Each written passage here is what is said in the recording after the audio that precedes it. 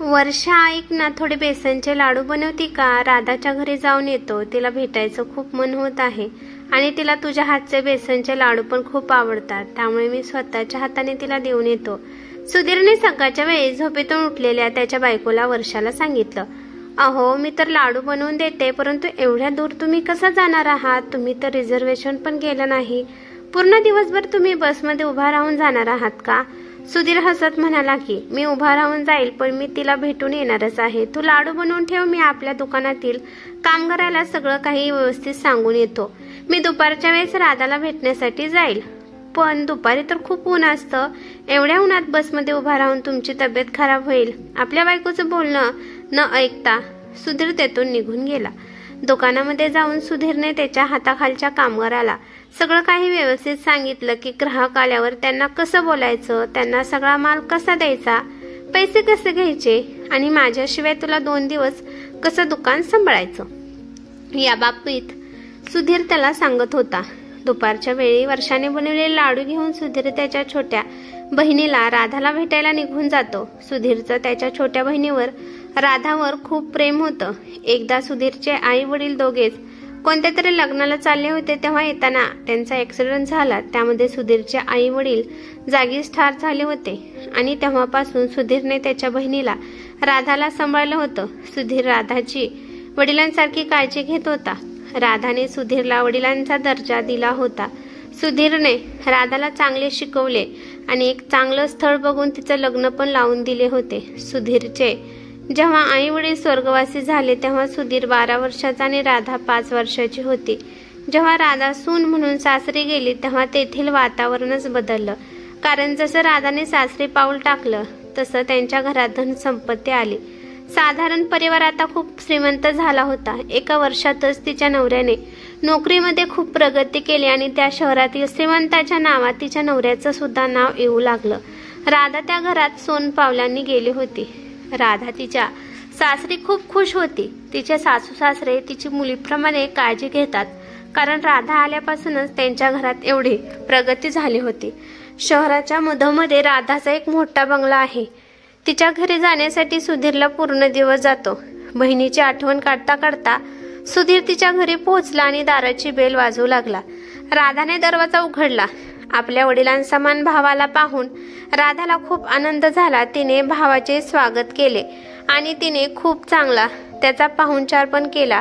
तिने सुधीरला 2-4 दिवस राहण्यासाठी पण सांगितले, पण तो राधाला म्हणाला की मी फक्त तुला एकदा पाहण्यासाठी आणि तुला आशीर्वाद देण्यासाठी आलो आहे आणि संध्याकाळच्या बसने मी महागारी जाणार आहे. सुधीर आणि राधा बोलतच होते तेव्हा तिथे राधाची लग्न झालेली नणंद आली आणि ती राधाला म्हणाली की वहिनी, तुमच्या भावाने काही मिठाई आणली नाही का? तुमच्या भावाला हे माहित नाही का की बहिणीच्या घरी मोकळ्या हाताने येत नाहीत? तेव्हा सुधीरला आठवलं आणि त्याने बेसनच्या लाडूचा डब्बा राधाच्या हातात दिला.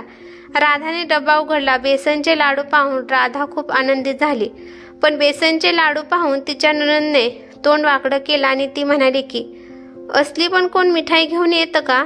ज्यांची बहीण श्रीमंताच्या घरात राहते त्या घरात घरी बनवलेली सामान्य मिठाई घेऊन येत असतात का? श्रीमंत बहिणीसाठी तर दुकानामध्ये बनवलेली सगळ्यात महाग मिठाई घेऊन यायची असती. पण हा, मी तर हे विसरलेच की एवढे पैसे तुमच्याकडे नसतील, कारण तुम्ही गरीब आहात आणि तुमची बहीण श्रीमंत आहे. नणंदचं बोलणं ऐकून सुधीरचा चेहरा उतरला. राधाला तिच्या नणंदचा खूप राग आला आणि ती तिच्या नणंदला म्हणाली की ताई, मी तुम्हाला मान सन्मान प्रेम देते, कारण तुम्ही माझ्यापेक्षा मोठे आहात आणि त्याप्रमाणे माझा भाव पण तुमच्यापेक्षा मोठा आहे आणि त्याचा अपमान करण्याचा अधिकार तुम्हाला कोणी दिला? तुम्ही कोणत्या हक्काने माझ्या भावाला गरीब बोलत आहात? माझा भाव पैशाने जरी गरीब असला तरी मनाने तो खूप श्रीमंत आहे. एवढं लक्षात ठेवा. यापुढे माझ्या भावाला एक शब्द सुद्धा वाईट बोलायचं नाही, नाहीतर मी हे विसरून जाईल की तुम्ही माझी नणंद आहात. या घरात मी नंतर तुम्हाला पाऊल पण टाकून देणार नाही. पण सुधीरने इशाऱ्याने तिला गप्प राहण्यासाठी सांगितलं. सुधीरमुळे राधा शांत बसली आणि हो, नणंदबाई, या लाडूची सर मोठ्यातल्या मोठ्या दुकानातल्या लाडूमध्ये सुद्धा येणार नाही, कारण या लाडूमध्ये माझ्या बहिणीचं प्रेम लपलं आहे. त्यानंतर तिची नणंद रागाने पाय आपटत तेथून निघून गेली. तेव्हा राधा सुधीरला म्हणते की दादा, तुम्ही कोणाच्याच बोलण्याचं मनावर घेऊ नका. नणंदबाईची सवयच आहे, नेहमी कोणाला ना कोणाला तरी त्या नावं ठेवतच असतात. पण दादा, माझ्या मनामध्ये असं काही सुद्धा नाही. मला हे लाडू खूप आवडतात. एक लाडू तोंडात टाकत राधा सुधीरला म्हणाली. थोडे वेळ गप्पा मारून संध्याकाळी राधाच्या नवऱ्याला आणि सासू सासऱ्यांना भेटून सुधीर त्याच्या घरी निघाला. जाताना राधाने 2 पिशव्या सुधीरच्या हातात दिल्या आणि ती म्हणाली की दादा, हे माझ्या दोन्ही पण भाचींसाठी गिफ्ट आहेत. त्यांना सांगा की त्यांच्या आत्याने त्यांना दिलं आहे. त्यानंतर सुधीर दोन्ही पण पिशव्या घेऊन निघाला. सुधीरला 2 मुली आहेत. मोठ्या मुलीचं नाव संगीता आणि छोट्या मुलीचं नाव वैष्णवी आहे. सुधीर ज्या उत्साहाने राधाला भेटायला गेला होता त्या उत्साहाने तो माघारी आला नाही. राधाच्या सासरचे सगळे चांगले आहेत, सगळे सुधीरची इज्जत करतात, पण राधाची नणंद खूप मनाला लागेल अशी बोलते. ती नेहमी कोणत्या ना कोणत्या कारणावरून टोमणी देत असते. राधाची नणंद राधाच्या घराच्या शेजारीच राहते. ती तिच्या घरून खिडकीतून पाहते की वहिनीच्या माहेरकडून कोण आला आहे, तेव्हा तिला लगेच कोणी न बोलवता ती हजर होते. एखाद्या विषयी ती चांगलं तर बोलतच नाही, पण वाईट एवढं बोलते की समोरच्याचं मन दुखलं जातं. सुधीर घरी आला. राधा कशी आहे म्हणून वर्षाने प्रश्न केला. सुधीरने सगळं व्यवस्थित आहे म्हणून सांगितलं आणि दोन्ही पण मुलींना आत्याने दिलेलं गिफ्ट दिलं. तिथं त्याच्या बहिणीने त्याचा खूप पाहुणचार केला म्हणून तो सांगत होता, पण बोलता बोलता तो अचानक थांबत होता. त्यामुळे त्याच्या बायकोला वाटत होतं की नक्कीच तिथं काहीतरी झालं आहे, परंतु तिने काही विचारलं नाही. दोन्ही मुलींनी पण आपल्या आत्या कशी आहे म्हणून विचारले आणि त्या दोघींनी पण आपापले गिफ्ट खोललं. त्या दोघींना पण सुंदर आणि महागातले ड्रेस राधाने पाठवले होते, कारण वर्षाच्या भावाचं लग्न जवळ आलं होतं आणि लग्नात घालण्यासाठी तिने ड्रेस पाठवले होते. सकाळच्या वेळी सुधीर त्याच्या दुकानावर गेला. त्याने जाऊन गल्ला पाहिला तर गल्ला रिकामा होता. त्याला वाटलं की तो गेल्यानंतर कोणीच ग्राहक दुकानात आलं नाही. दिवसभर दुकानात राहिल्यानंतर सुधीर घरी आला. त्याने पाहिलं की त्याची बायको त्याची वाट पाहत अजून बसली होती. सुधीर तिला म्हणाला की तू अजून झोपली नाहीस? जेवणाचा डबा तर मला संगीताने आणून दिला होता आणि मी जेवलो पण आहे, मग कशाला वाट पाहत बसली आहे? सकाळपासून तू पण खूप काम करतेस आणि घर तर वैष्णवीने किंवा संगीताने उघडलंच असतं. मला तुमच्यासोबत काहीतरी बोलायचं होतं. मी पाहत आहे की तुम्ही आल्यापासून मला नाराज दिसत आहात. राधाच्या सासरी काहीतरी झालं आहे का? नाही ग वर्षा, काही सुद्धा झालं नाही. आपली राधा खूप आनंदात आहे, पण फक्त तिची नणंद ती जरा कडवटपणाने बोलत असते, त्यामुळे जरा मी नाराज होतो. पण जाऊ दे, मला सांग, माहेरी जाण्याची तयारी झाली आहे का नाही? तुझ्या भावाचं लग्न आहे असं, पण दोन्ही पण मुलींना राधाने कपडे पाठवले आहेत. तुला काय आणायचं असेल तर सांग. वर्षा म्हणते की मला काही नाही आणायचं, तयारी झाली आहे, उद्या सकाळी आपल्याला जायचं आहे. दुसऱ्या दिवशी सुधीर पूर्ण परिवारासोबत वर्षाच्या भावाच्या लग्नाला निघून जातात. तिथे गेल्यावर लग्न झाल्यावर पण काही कामानिमित्त वर्षा आणि तिच्या दोन्ही पण मुली तिथेच राहतात आणि सुधीर एकटाच माघारी येण्यासाठी निघतो. पण ज्या बसमध्ये सुधीर असतो त्याच बसचा अपघात होतो.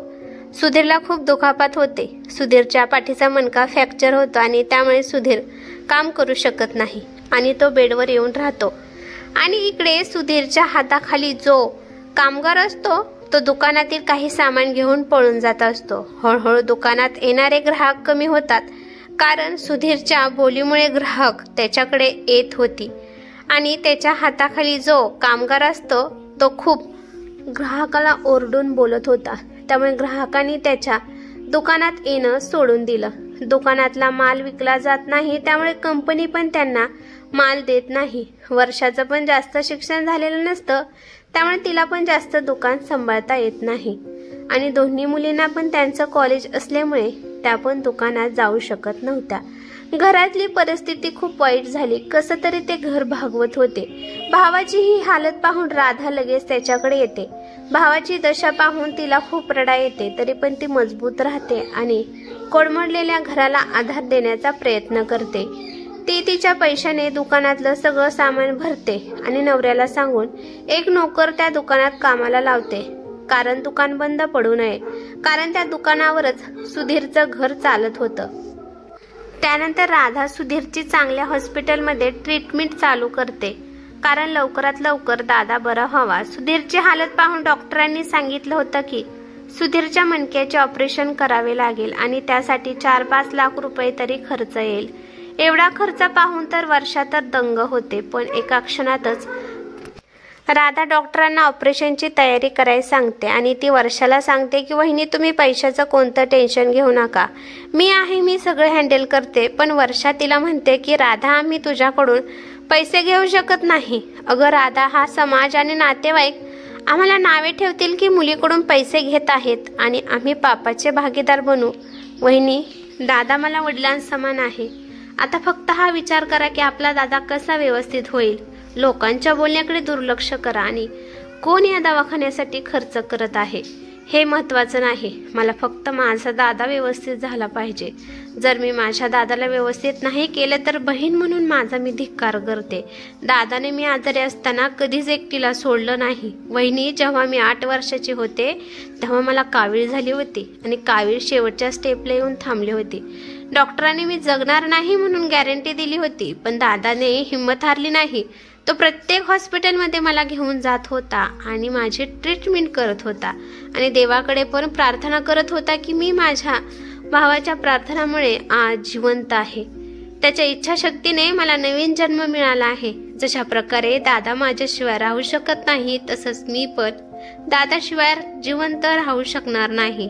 2 दिवसांनी सुधीरचं ऑपरेशन झालं, तरी पण तो अजून पूर्णपणे व्यवस्थित झालेला नव्हता। त्याला अजून 2 महिने बेड रेस्ट घेण्यासाठी सांगितलं होतं। 1 महिन्याने सुधीरच्या मोठ्या मुलीचं संगीताचं लग्न तोंडावर आलेलं होतं। संगीताच्या सासरचा वारंवार फोन येत होता, ते अजून लग्नासाठी वाट पाहणार नव्हते। होणाऱ्या नवरदेवाची आजी आजारी होती आणि जोपर्यंत ते जिवंत आहे तोपर्यंत त्यांना लग्न लावून द्यायचे होते। ते सुधीरवर दबाव टाकत होते की ठरल्या तारखेला लग्न झाले पाहिजे। सुधीरचा पूर्ण परिवार टेन्शनमध्ये आला होता। जर आता हे लग्न मोडलं तर मुलीमध्येच काही दोष आहे म्हणून सगळीकडे चर्चा होईल आणि शिवाय अजून एका मुलीचं लग्न बाकी आहे। सुधीरला काय करावे हे सुचतच नव्हतं, पण संगीता हे सगळं तिच्या आत्याला सांगते। तिला कळताच राधा सुधीरकडे येते आणि ती म्हणते की मला संगीताचं कन्यादान करायचं आहे। राधाचं बोलणं ऐकून सुधीर आणि त्याची बायको वर्षा हैराण होतात। सुधीर तिला म्हणतो की राधा, तू संगीताचं कसं कन्यादान करू शकते? तू अजून लहान आहेस आणि कन्यादान करणे एवढं सोपं पण नाही। दादा, सगळं सोपं असतं। जर आपण एखादी गोष्ट करण्याची इच्छा ठेवली तर सगळं काही होत असतं। आई वडील गेल्यानंतर तुम्हीच मला शिकवलं, मोठं केलं आणि तुम्हीच माझं कन्यादान केलं आहे आणि त्यामुळे मला माझ्या मुलीचं पण कन्यादान करायचं आहे। कन्यादान करायचं मला पुण्याचं काम मिळालं आहे। प्लीज दादा, नकार देऊ नकोस। राधा, मी तुझं बोलणं सगळं समजून घेतलं आहे। तुला तुझा दादा अडचणीत आहे हे दिसत आहे।